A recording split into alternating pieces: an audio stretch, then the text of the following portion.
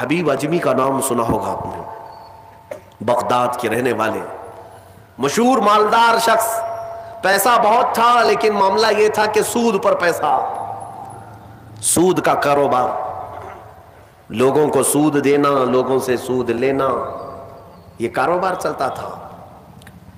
مسلمانوں اگر اپنے معاشرے میں سود کی بلا ہے تو فوراً توبہ کر لو۔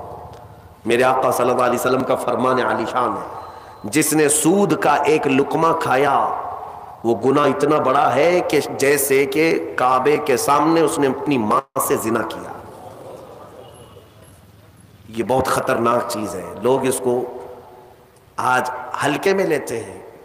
پیسہ ڈبل کرنے والا سسٹم مسلمانوں کو بہت جلدی پسند آتا ہے، کوئی بھی آ جائے کمپنی، چیٹ فنڈ کمپنیاں صرف مسلمانوں کے محلے میں ہی کامیاب ہوتی ہیں، باقی جگہ نہیں۔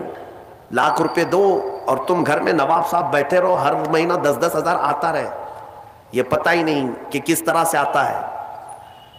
تمہارے گھر میں آنے والا ایک لقمہ بھی تمہاری تحقیق کے بغیر نہیں آنا چاہیے، تم مسلمان ہو۔ ایک سکہ بھی تمہارے گھر میں بغیر تحقیق کا نہیں آنا چاہیے۔ اگر مشکوک، یعنی جس میں شک ہے، حرام کی بات نہیں کر رہا ہوں، حرام تو بڑی بات ہے، جس مال میں شک ہے اس مشکوک مال کا بھی ایک لقمہ کھا لیا تو اولاد بگڑ جاتی ہے۔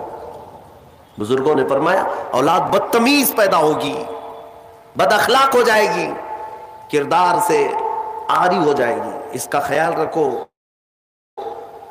تو میں عرض یہ کر رہا تھا کہ حبیب اعجمی سود کا کاروبار کرتے رہے۔ ایک دن ایسا ہوا کہ اپنی بیوی سے گوشت لا کر دیا اور کہا کہ پکاؤ۔ بیوی نے کہا لکڑیاں نہیں ہیں، کہا کہ میں فلاں کے اوپر میرا سود آتا ہے، سود میں وہ لکڑیاں لے آؤں گا، سود میں لکڑیاں بھی، گھر کا آٹا بھی سود میں لا کر کے دیے۔ بیوی نیک تھی، سمجھاتی رہی، اس دن دعا کرتی ہے مولا میرے شوہر، میرے سرتاج، میرے رفیق حیات کو ہدایت دے دے۔ جب چولہے پر یہ ہانڈی رکھی گئی، کھانا پک گیا، یعنی سالن پکا تو اس نے اتارا، حبیب اجمی دسترخوان پر تھا، ہانڈی کھولی گئی تو اس میں پکتا ہوا خون تھا، خون کے علاوہ کچھ نہیں۔ حبیب اعجمی نے پوچھا یہ کیا ہے؟ بیوی نے کہا جب لوگوں کا مال سود میں لا کر کے دو گے تو اللہ تعالیٰ تمہیں دنیا میں ہی خون کھلا رہا ہے، آخرت میں کیا عذاب ہوگا۔ بات اثر کر گئی، بات اثر کر گئی دل پر، اور ڈر بھی گئے کہ اپنی آنکھوں سے دیکھا کہ پکتا ہوا گوشت خون بن چکا ہے۔ فوراً پورے جسم میں کپ کپی طاری ہو گئی، توبہ کیا، کھڑے ہو گئے، گھر سے باہر نکلے تو راستے سے جا رہے تھے، بچے جو کھیل رہے تھے، ایک بچے نے پکار کر کہا اے بچے ہٹو، یہ سود خور آ رہا ہے، اس کی چھاؤں کہیں ہم پر پڑ گئی تو ہم برے ہو جائیں گے۔ بچوں میں بھی یہ بات آ گئی تھی۔ حبیب اجمی کو آج دل پر بات لگی، میرا رب کسی کے لیے ہدایت دیتا ہے تو کچھ ذریعے بنا دیتا ہے۔ حبیب اجمی اب رونے لگ گئے کہ میں اس قدر خستہ ہوں، اس قدر بدنام ہوں کہ بچے میری چھاؤں سے بھاگ رہے ہیں۔ اب سوچا کہ اب میں سود نہیں لوں گا اور نہ ہی اس کاروبار میں، سب کو چھوڑ دیا۔ لیکن اب مسئلہ یہ تھا کہ بچپن شروع سے کوئی کام کرنے کی عادت نہیں تھی، پیسہ دینا ہے مارکیٹ میں گھما کر کے بڑا کر کے لانا ہے، کام کرنے کی عادت نہیں تھی، فن نہیں تھا، ہنر معلوم نہیں تھا، اب کمائیں تو کیسے کمائیں۔ سوچا کہ اب اس چیز کو چھوڑ دیا ہوں، تو بیوی سے آ کر کے کہا میری رفیق حیات میں نے توبہ کر لیا ہے، میں نے توبہ کر لیا، آج کے بعد سے یہ سود کی طرف میں ہاتھ بھی نہیں بڑھاؤں گا۔ بیوی سجدہ شکر ادا کرتی اور کہتی ہے میرے رفیق، اے میرے زندگی کے ساتھی، اب فکر مت کرنا، میں تم سے کسی چیز کا مطالبہ نہیں کروں گی، آدھی روٹی بھی لاؤ میں صبر کروں گی، آدھی روٹی بھی آئی تو میں صبر کروں گی، اس لیے کہ آپ حلال رزق کی طرف جا رہے ہیں۔ کاش ہماری عورتیں ایسی ہوں جو اپنے شوہر کو سیدھے راستے پر لانے کا سبب بن سکے، ورنہ بہت ساری عورتوں کے مطالبات کی وجہ سے مرد حرام کاریوں میں پڑ گئے۔ ہاں تنخواہ تھوڑی سی ہے، عورت کے مطالبے زیادہ ہیں، اس کے مطالبے پورے کر نہیں پا رہا ہے تو حرام کاریوں میں مصروف۔ بہت سارے مردوں کے بگڑنے کی وجہ ان کی عورتیں بنی ہیں، اور جب پورا نہیں کر پاتے اور پیسہ بھی نہیں مل پاتا تو پھر نشے کی عادت لگ جاتی ہے، ٹینشن سے مکتی چاہیے، جو روز عورت مجھے گھر پہ جاتی پریشان کرتی ہے۔ میرے عزیزوں، وہ حبیب اجمی کی خاتون نے ان کو دلاسا دیا کہ جاؤ آپ نوکری کرو، نوکری کہاں کرتے, اب تک کرنے کی عادت نہیں تھی, عمر ہو گئی تھی. سیدھے گئے ایک دیہات, چھوٹا گاؤں تھا, اس گاؤں کی ایک مسجد تھی, مسجد کے اندر جا کر بیٹھ گئے. دن بھر بیٹھے رہے, نمازیں پوری پڑھ لی, عشاء کا وقت ہو گیا, نماز پڑھ کر کے اللہ کی بارگاہ میں رونے لگے, مولا کام کا آدمی نہیں ہو, اب تک کیا نہیں, اب میں اپنے گھر کیسے چلاؤں, تو میرے لیے کوئی انتظام فرما. رات کے وقت آئے, بیوی نے پوچھا کوئی نوکری ملی؟ کہاں مل گئی ہے, نوکری مل گئی ہے, بہت ہی اچھی جگہ پر ایک بادشاہ ہے, اس کے ہاں خدمت پر میں لگ گئے. کہا بہت اچھی بات ہے. دوسرے دن پھر گئے, اسی مسجد میں بیٹھے رہے. رات کو آئے, بیوی نے پوچھا کچھ اجرت ملی آج؟ جس بادشاہ کے ہاں کام کر رہے ہو تمہاری نوکری پر کچھ تنخواہ ملی؟ کہا نہیں, بادشاہ نے کہا ہے کل دے دوں گا. اپنی بیوی کو ٹال رہے تھے, اپنی بیوی کو ٹالنے کے لیے بول دیا ایسی کہ نوکری کر رہا ہوں. کہا کہ کل دینے کا وعدہ کیا ہے. پھر تیسرا دن آیا, تیسرے دن بھی وہ اسی مسجد میں رات گزار کر آئے. بیوی نے پھر پوچھا کچھ اجرت ملی؟ کہا نہیں آج بھی نہیں دیا. بادشاہ نے کہا کل دے دوں گا. چوتھا دن آیا, چوتھا دن بھی مسجد میں گزار کر آئے. حالانکہ بیوی نے صبر کا دامن ایسا پکڑی رہی اور کہنے لگی مجھے کوئی جلد بازی نہیں ہے, جب آئے گا تب کھائیں گے. 4 دن ہو گئے. آج پھر رات کو بیوی نے پوچھا کچھ تنخواہ ملی؟ گھر کیسے چلے گا, 4 دن سے چولہا نہیں جلا گھر پہ. کہا آج بھی بادشاہ نے نہیں دیا. کہا کل دوں گا. روز کل, روز کل. 5 دن گزر گئے. اس کے بعد وہ 5ویں دن ایسی ان کی کیفیت تھی کہ اب رات جب بہت زیادہ ہو گئی تو گھر کی طرف پلٹ رہے تھے, پاؤں بوجھل ہو گئے. پھر بیوی پوچھے گی آج تنخواہ ملی؟ روز جھوٹ بول رہا ہوں, روز جھوٹ بول رہا ہوں, مجھے کون تنخواہ دے گا؟ آج کیا بولوں اپنی بیوی کو, اپنی شریک حیات کو. جب وہ واپس پلٹے تو آج رات کو اپنے گھر کے باہر ہی دیکھتے ہیں گھر میں خوب اجالا ہے, گھر میں روشنی ہے. گھر کی طرف آگے بڑھتے بڑھتے آئے, میری بیوی سوئی نہیں, انتظار میں ہوگی, پوچھے گی کیا اجرت ملی, تنخواہ ملی. لیکن جیسے ہی گھر کے اندر گئے, بڑا سا دسترخوان بچھا ہے, ہر قسم کے کھانے لگے ہوئے, کھانے لگے ہوئے ہیں. حیرت میں آ گئے, 5 دن کے کمانے کا کوئی ذریعہ نہیں, میری بیوی کے پاس بھی اتنا مال نہیں, یہ کہاں سے آیا دسترخوان؟ بیوی کو جلال میں پوچھنے لگے یہ دسترخوان کہاں سے آیا, یہ کھانا کیسے آیا؟ بیوی کہتی ہے کیا مذاق کرتے ہیں آپ, کیا مذاق کرتے ہیں آپ؟ آپ جس بادشاہ کے ہاں کام کرتے ہیں وہاں کا ایک سپاہی آیا تھا, وہی دسترخوان لے کر آیا اور سارا کھانا اسی نے دیا ہے, اور یہ مجھے کہہ کر گیا ہے اے خاتون تیرا شوہر رات میں آئے تو اسے کہہ دینا یہ تو 5 دن کی اجرت ہے, اور محنت کرے گا اور اجرت دی جائے گی. حبیب اعجمی غش کھا کر گر پڑے. بیوی نے اٹھایا, پوچھا کیا بات ہے, کیوں غش کھا کر گر پڑے؟ ہوش آنے کے بعد کہتے میری رفیق حیات آج سچ بتاتا ہوں, میں نے کوئی نوکری نہیں کی, میں نکما آدمی, کوئی نوکری نہیں کی. مسجد میں جاتا تھا, خالی بیٹھا رہتا تھا. آج ڈر کر کے آ رہا تھا کہ تجھے جواب کیا دوں گا.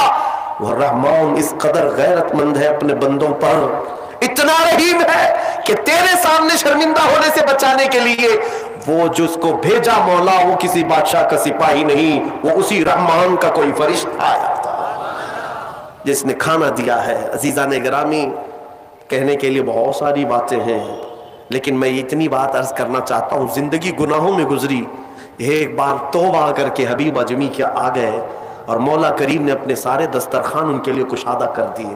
اس کے بعد جانتے ہیں حبیب اعجمی اسی دسترخوان سے اٹھ کر کے جو چلے گئے, ایسی عبادات, ایسے مجاہدات کیے, اللہ اکبر, اس مقام عظما پر فائز ہو گئے تھے کہ جس مقام کی غوث اعظم عبد القادر جیلانی بھی تعظیم کیا کرتے تھے رضی اللہ تعالیٰ عنہ. میرے عزیز و حبیب اعجمی اللہ کی بارگاہ میں وہ مقبول تھے کہ حضرت فضیل بن عیاض ایک دن ان کے پیچھے مغرب کی نماز پڑھنے کے لیے آئے. حضرت حبیب اعجمی کی زبان میں تھوڑی لکنت تھی, تو قرات میں ان کی لکنت سمجھ میں آ رہی تھی, تو فضیل بن عیاض پیچھے سے نماز توڑ کے چلے گئے, اس کے پیچھے میں کیسے نماز پڑھوں. فضیل بن عیاض بہت پائے کے ولی ہیں, کہتے ہیں میں گیا تو 3 دن تک میری عبادت کا ذوق ختم ہو, لطف ہی ختم ہو گیا. میں بارگاہ مولا میں رونے لگا کہ مولا مجھ سے کیا خطا ہوئی. رات کے وقت مجھے غیب سے ندائی کہ فضیل تو نے میرے محبوب حبیب کی صرف زبان دیکھا، اس کے دل کی پاکی کو نہیں دیکھا. وہ اللہ کی بارگاہ کا مقبول ہے. جب چھوڑ دیتا ہے پچھلی چیزیں وہ رحمان اتنا محبوب بناتا ہے، اتنا محبوب. میں نے ابھی ایک چیز پڑھی تھی، بغداد میں ایک شخص تھا، بڑے پیسے والا تھا، بہت پیسے والا تھا، اور ہر گناہ عادت تھی اس کی. پیسے والوں کی اکثر یہ چونچلے ہوتے ہیں کہ وہ سوچتے ہیں کہ عیاشی میں کہاں کہاں میں پیسے لگاؤں. شراب پیتا تھا، خوب عیش، جوا میں پیسے لگتے تھے، روز نئی عورتوں کے ساتھ اس کی صحبتیں. یہ اس کا مزاج تھا تو مسلمان، پیسہ زیادہ ہونے کی وجہ سے ایک غلط سنگت میں غلط عادتوں کا مالک. اس شخص کی عادت یہ تھی کہ روز ایک نیا گناہ کرتا تھا اور ڈائری بنایا ہوا تھا، اس میں سب لکھ بھی دیا کرتا تھا. آج میں نے اتنے پیسے کا جوا کھیلا، آج میں یہ فلاں فلاں شراب پی ہے، آج میں نے ان لڑکیوں سے زنا کیا ہے، آج میں فلاں جگہ یہ کیا. سب جو کرتوت ہوتے تھے سب ڈائری میں لکھتا تھا. اتنی بڑی ڈائری بھی بن گئی. ایک دن ایسا ہوا کہ گزر رہا تھا بازار سے، ایک خاتون کو دیکھا جو حسین تھی اور مجبور نظر آ رہی تھی. اس کے پاس گیا، کہا کیا چیز ہے؟ اس نے کہا مجھے مال کی ضرورت ہے. اس نے کہا چل میرے گھر، میری خواہش پوری کر، میں تجھے جتنا چاہیے وہ دے دیتا ہوں. وہ عورت چلی آئی ساتھ میں. وہ عورت آ گئی. جب یہ نوجوان جو بغداد کا بڑا پیسے والا مالدار رات کے وقت اپنے بستر پر آیا اور اس خاتون کو کہا کہ آجا ہم دونوں تنہا ہیں، وہ عورت رات کے وقت سو تو گئی لیکن اس کا پورا جسم پیلا پڑ گیا، اس کا چہرہ پیلا اور ہاتھ پیر کانپنے لگ گئے. یہ نوجوان اٹھ کر کھڑا ہوا، کہا کہ ڈر رہی ہے تو کسی بات سے؟ تیرے جسم کی یہ زردی کس بات کی؟ وہ خاتون کہتی ہے نہیں کوئی بات نہیں. پھر اس نے کہا ڈر مت، اس محل میں کوئی نہیں آئے گا میری اجازت کے بغیر، یہ سب پوری میری پراپرٹی ہے، یہ میری شہنشاہیت ہے یہاں پر. اس خاتون نے کہا ہاں یہ تو میں دیکھ رہی ہوں، لیکن مجھے ڈر اس بات کا ہے کہ وہ رحمان مجھے دیکھ رہا ہے، اس کے سامنے میں کیسے ننگی ہو جاؤں. میں نے آج تک یہ گناہ نہیں کیے، میں پیشہ ور عورت نہیں ہوں. وہ کہتی ہے میں ایک بیوہ عورت ہوں، میرے 3 بچے ہیں، 4 دن سے بھوکے ہیں. میں روز انہیں تسلی دیتی ہوں کہ مجھے بازار میں کچھ کام مل گیا تو میں اجرت لا کر کے تمہیں کھلا دوں گی. مجھے کوئی نوکری نہیں دیتا اور آج میں مجبوراً بازار میں کھڑی تھی، تو مجھے مل گیا. میں اپنے چھوٹے بچوں کے، یتیم بچوں کی بھوک کو ختم کرنے کے لیے تیرے گھر آ گئی، لیکن جب بستر پر سوئی تو مجھے خوف ہونے لگا کہ میرا رب دیکھ رہا ہے. میں نے آج تک جسم کو ننگا نہیں کیا. وہ ڈری ہوئی عورت تھی، پاکیزہ عورت تھی. جب اس کی زبان سے یہ جملے نکلے تو یہ جو نوجوان تھا، جو گنہگار تھا، وہ کھڑا ہو گیا، کہا اے خاتون اٹھ جا، بستر سے اٹھ جا. اور اس کے بعد کہتا ہے دیکھ میں تجھے بتاؤں میرے پاس کیا کیا ہے. اس زمانے کی جو سواریاں تھیں، گھڑیاں تھیں، سب میرے پاس، بڑا بنگلہ، بڑی جائیدادیں، ہر طرح کے کھانے، سونے چاندی زیورات سب میرے پاس. مولا نے مجھے بہت کچھ دیا، لیکن آج تو نے مجھے دل دیا، آج تو نے میرے دل کو جھنجھوڑا. میرے پاس اتنی نعمتیں ہونے کے باوجود میں اب تک ڈرا نہیں اللہ سے، اور تیرے گھر میں کھانے کو ایک لقمہ بھی نہیں، پھر بھی تو اللہ سے ڈر رہی ہے. مجبور ہونے کے باوجود تو ڈر رہی ہے اللہ سے. اس خاتون نے کہا کہ اے نوجوان، مجبور ہو، امیر ہو یا غریب ہو، سب کا بادشاہ وہی ہے، حساب سب سے برابر لے گا. اس خاتون کو بہت سارے پیسے دے کر کے اس نوجوان نے رخصت کیا اور کہا جا تیرے بچوں کو کھلا، آج کے بعد کبھی بازار میں بھیک مت مانگنا. اور میں سمجھتا ہوں میرے گناہوں کا کفارہ ہے کہ میں تیری مدد کر دیا، تو باہر نہ آ. اور اس خاتون کو بھیج دیا. آج اس کو احساس ہوا اب تک کیسی زندگی گزارتا رہا. اس عورت نے مجھے جھنجھوڑ دیا ہے، جھنجھوڑ دیا ہے. رات کو مصلی بچھایا اور اللہ کی بارگاہ میں کھڑے ہو کر کہنے لگا مولا بہت گناہ کر چکا ہوں، بہت گناہ کر چکا ہوں، پورا جسم داغدار ہے. کیا مجھ جیسا آدمی بخشے جانے کے قابل ہے؟ کیا مجھ جیسا آدمی معاف کیے جانے کے قابل ہے؟ رویا جا رہا تھا اور اس کے بعد وہ سر اٹھا کر کہتا ہے اے رب میں نے اتنے گناہ کیے کہ لکھتے لکھتے میری ڈائری بھر گئی ہے، بک بھر گئی ہے.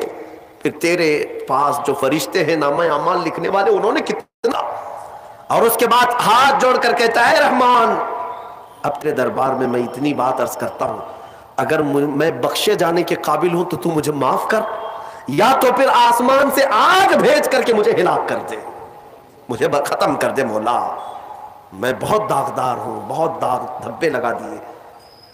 وہ روتے روتے روتے تھک گیا اور اس کے بعد اٹھتا ہے، توجہ، گھر کے اندر جا کر آج سچی توبہ کیا تھا، ڈائری وہ پھاڑنے کے لیے گیا جس میں روز گناہ لکھتا تھا، جو پچھلے سارے تھے ریکارڈ، کہتا ہے پھاڑ کر کے ختم کر دوں گا، آج کے بعد نشان بھی نہیں رکھنا ہے۔